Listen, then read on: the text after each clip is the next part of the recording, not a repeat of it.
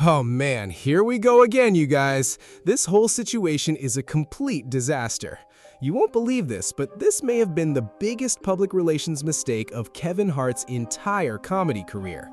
Following Kevin Hart's roast a few weeks back, he caught major heat from critics online and across the industry. A lot of that backlash centered around comedian Tony Hinchcliffe appearing on stage and making a controversial joke about George Floyd. Several comedians publicly pushed back against Kevin over it. They basically said, "Man, if that happened in my roast, there's no way I would have allowed it. The comic would have either been removed immediately or I would have gotten up and left myself." Now, the whole purpose of a roast is pushing boundaries and delivering the wildest jokes imaginable. And to pull that off, organizers usually bring in comedians known for taking things to the extreme. That's exactly where things start getting complicated. A lot of the comics known for the most outrageous material also end up crossing lines into offensive territory. But because they operate under the banner of comedy, many people give them a pass. Listen to this. You know someone has a reputation for going too far when even other white people start saying, "Nah, that's too much for me." Chelsea Handler, who was actually present during the roast, also weighed in on the controversy. A few days ago, she openly criticized some of the performers for what she viewed as racist behavior. And she didn't stop there. She also called out what she felt were sexist remarks. Those aren't jokes. That's not clever writing. And I knew they would be lazy because they do that for a living. And I knew enough about like Tony Hinchcliffe and Shane and their backgrounds. I had ex-girlfriends blowing up my DMs that had dated Shane and were telling me stuff about him. So based on that, I was like, oh, these guys are pretty bad. So you had something on him that you could have. Tell us now. What shit Shane? It's just everything we know, that they're racist, that they're bigots, that they're sexist. You know, that they think they're like invincible, that they've been canceled for being like, you know, Shane got fired from SNL, but then was on SNL years later. So he got fired. So what happened in between those two events? So he believes, this is per one of his exes, that he's invincible. He's like, doesn't matter. I can say anything I want. Yeah. Do you think that now a lot of like white comics, they feel as though that they can say something racist and it's gonna further their career? Well, yeah, they're gonna get in with that group of like Roganites and that Austin group of Joe Rogan and all of those guys. And I just, you know, like that's their MO. Even some girl comics have started to do it, to be like in with that group. Yeah. Yeah. So it's like they say this racist. Yeah, because I'm starting to feel that. I'm starting to feel like it's this thing that a lot of white comics are doing, and there's this group of them that's like they saying things and people, they get famous and then people get on their ass, but then there's another group going, hey, well, you're cool with us for saying what you say. Yeah. Now they become super rich and famous and they sell out all over. And it's like, I don't think anybody should be paying attention to that because, you know, it's not happening like that on the other end. But they're becoming famous over this shit, right? Yeah, for sure. Now, when it comes to Kevin Hart, he really doesn't seem to care what anyone thinks at this point. Listen to this. Kevin Hart has been locked in with Netflix for years now as a long-term partner. And from what it looks like at this stage, his focus is more on the numbers he pulls in and the money behind the projects. Then, the very next day after the roast, Kevin Hart dropped his response to all the backlash. And he basically shut it down, telling everyone to shut the hell up and reminding them it was just a roast. Tony Hinchcliffe fucking understood the assignment. Relentless as he always is, but funny. Like, you can't have emotions. You gotta understand what the fucking assignment is, man. Everybody came out there and did their fucking thing. No emotion. No emotion, no fucking feelings, man. It's not what a roast is about. Leave the emotions and the feelings at the front fucking door. People are coming in and they're looking for the shock factor. They're looking for the crazy reaction about the hard-hitting joke. Let them fly. It's all in the efforts of being funny. And ever since then, Kevin Hart has been leaning into the numbers and basically celebrating the success of the roast. Listen to this. Just last week, he posted that the roast of Kevin Hart hit #1 globally on Netflix. And on top of that, it pulled in around 13.5 million views. Now, even after everything cooled down, a lot of people were still upset about the jokes that were made. So, Kevin Hart recently sat down with the Breakfast Club, and people were expecting at least some kind of apology or acknowledgement of the backlash. But hold up, what actually happened was the complete opposite. Instead of softening his stance, Kevin doubled down and even pushed back at the people criticizing him. And honestly, this situation just keeps getting more intense, because here's exactly what Kevin Hart had to say. Yeah, the George Floyd joke, it wasn't a tasteful joke to our culture, to our audience. But our audience that's watching the roast, if you're watching the roast, you get why they're doing it. You get why the racial humor is on the table. Like, it's not, I wasn't shocked. Like, that's what they do. Go look at the Tom Brady one. Like, that's what they do. It happens every year when they do a roast. It's not new. This isn't it's not a new agenda. It's not a new approach to comedy. Do you feel like Tony Hinchcliffe went too far when he made that joke about George Floyd?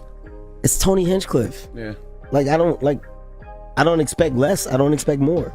I feel like you're saying going too far is the point. I don't want to put words in your mouth. Yes, I mean, that's why you're there. Mm-hmm. And I hate to say this, but I'm going to, because we're being honest. People are talking about that joke.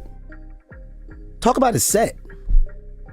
Tony Hinchcliffe arguably had the best set, or one of the best sets, between Tony and Cheryl, and I would say Naeem had a really strong set. Naeem had a very strong set. I was laughing out loud at Tony until that joke. Until the joke. But not even just that joke. I don't like when people joke about violent, tragic death. I like Pete's set, and then I was like, why you had to say something about Charlie Kirk? Pete had a great set too. Pete had a Charlie Kirk joke in there. Like, would I tell those jokes? No. But do I get why they're being told? Yes. Like, I'm not looking at Pete crazy. I'm not looking at Tony crazy. Like, that's what, I know what you're going to do. I know your style of comedy. Did you see the interview that I did with Terrence Floyd, George Floyd's brother? No. So he said, no shot to you. No, that's good. I'm never watching it. That's fine. I just want to be clear. I'm never watching that. Like, I only brought it up. Even now that you told me, I'm not going to go back and go look at that interview. Because he's a fan. But I just want to make it clear so you understand what I do with my time. Like, I'm never doing that. Okay, go ahead. I just asked because he's a fan of you. Mm-hmm. He saw the joke and it picked up pretty big. Mm-hmm. So I didn't know if you saw it, but he basically said, like, as a fan of you and knowing that you came to the funeral to support his family, even though it's a roast and Tony, that's what he does, they expected you to kind of be the person that would, like, stop it right in the moment or just not allow for certain things to happen. And he also said he wanted you to come harder. He said if they're going to joke, why you ain't come harder with your own jokes? All right. Racist jokes, I guess. This is actually a good thing to give a rebuttal to. See, they talked about my dead mom and my dead dad. Said that they were running a train on my mom in that heaven. was hilarious, right? That was crazy. Yeah, that was Regina killed that. Right? Yes, oh wait, that's right. You probably should say killed that. The jokes about Kevin was on a slave ship in a bottle with, like, the ship in the bottle. Like, I'm going to appreciate humor. I don't get affected by the attempt of humor. I get it, right? In this case, like, do more. It's my production. We're live. The more is what? Like, what is it that you expect me? You want me to take a live production and stand up and fight Tony or have a reaction? Like, Tony told a joke. It wasn't a tasteful joke to us. We didn't like it. Okay. Hey man, fuck that joke. We move on. I don't understand why we stand on a hill and it becomes like this big thing of, like, oh man, the motherfuckers, they do this and they're attacking the culture. It doesn't have to be that. It literally is either you're a fan of this level of content or you're not. And if you're not a fan, then you don't watch it. So my last note for all attached to this is very simple, okay? Whatever the headlines or whatever the dialogue is, my rebuttal is simplicity. Remove me from it. I didn't say it. If you are upset that the night went on, that's a different conversation. It's nothing I can do. It's a production. It's a live production. I'm not compromising the live production for a reaction of what? What do you want me to do? I'm supposed to drag him off? You want me to fight afterwards? You want me to turn it into like what? That's not what I agreed to do. That's not the job at hand. The job at hand was to produce a successful roast, which I did. I also got the rebuttal. I also got to say shit at the end. What are we dealing with here? I'll say it again. Stop talking as if I said it. So when you say the family and the family's affected, I didn't disrespect the family. Showed up for the family when it happened. Made sure that the family felt supported. Made sure that all things there were actually cool. Behind the scenes, just as an example, you know the one person that I talked to? And I'm not even gonna tell you the conversation. Stephen Jackson. Oh, I know he caught that. That's because that's my nigga. Yeah. Hey, Stack, let me just call you, man, so I can explain to you like the world of the roast, X, Y, and Z. We talked. I get it, Kev. We had a great conversation. But that's what I mean when I say, hey, man, let me call the one person after. And that's before whatever you're talking about. That's immediate. Stack, hey, Tony threw one out there. It's this and this, but you do know that that's what this shit is a roast. But I just want you to know from my side, that man is on his own. You ain't lead with that, Kev. You should have been leading with that the whole time. Because I don't need to. People just want to know you care. I don't fucking need to prove to people that I give a fuck. Yes, you do. No, I don't. Just this time. This one time. No. Yes, this one. No.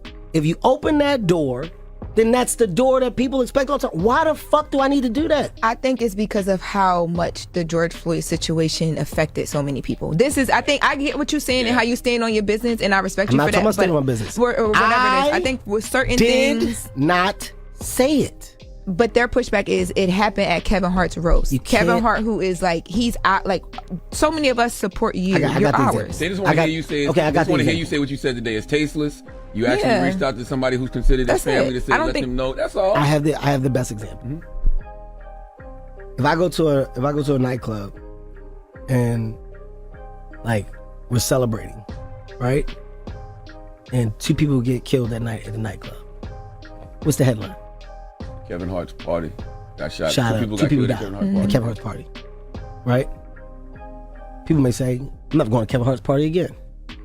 Man, you can't go to Kevin Hart shit. Kevin Hart shit ain't safe. I ain't fucking with Kev. You heard what happened. I go, but I didn't fucking do it. I didn't even know the people that fucking was shooting. I didn't even know the 2 people that got killed. That's the nature of being the name. Your name is attached to things to make things bigger. What is my fucking... I didn't shoot the gun. Now, people are straight up calling this the worst Kevin Hart interview they've ever seen. And listen to this, some are even saying Kevin Hart is basically dancing for the money at this point. There's also a growing wave of voices claiming Cat Williams has been right about Kevin Hart all along, saying he's lost touch with his community. And honestly, as a longtime Kevin Hart fan, I can't lie, this one hit different and felt really disappointing to hear. He didn't really take accountability in the way people expected. Instead, some feel like he dismissed valid criticism and pushed back at concerns about the roast. But at the same time, I wasn't fully shocked by how the interview went. Kevin Hart was never really going to go on there and completely change his position. Think about it like this.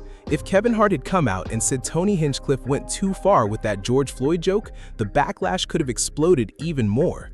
People might have even started demanding Netflix pull the special entirely. And for Kevin Hart, that kind of situation is the last thing he needs right now. He's already dealing with negative headlines from other business angles.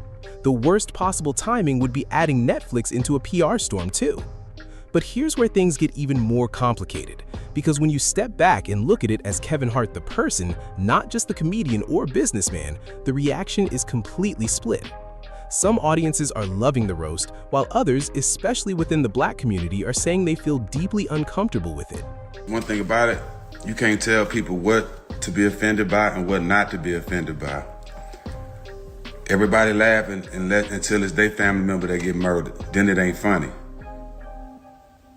Then it ain't funny when it's your family member. It's funny when it's everybody else's family member, and it's cool when it's everybody else's family member. When they come to your doorstep, you want everybody to feel a certain way. See, I rode for my brother. Didn't take a dime from nobody. Risked everything I had going on in real time. No cap, no lies. 29 different states marching for my brother. Didn't take a dime from nobody. Every dime they tried to pay me, me and Q gave back to the community. Wherever we went, we gave it back. So you can't tell people that risk things and that really love somebody to feel a certain way when he's disrespected. Clown shit. Y'all keep laughing though. At a certain point, you really have to look inward and make some changes. Now, I want to hear from you guys down in the comments. What do you think about Kevin Hart refusing to apologize and instead doubling down on his stance? And if you've been a fan of Kevin Hart for years, is this the moment that changes everything for you? Don't forget to like this video, subscribe to the channel, and I'll catch you guys in the next one.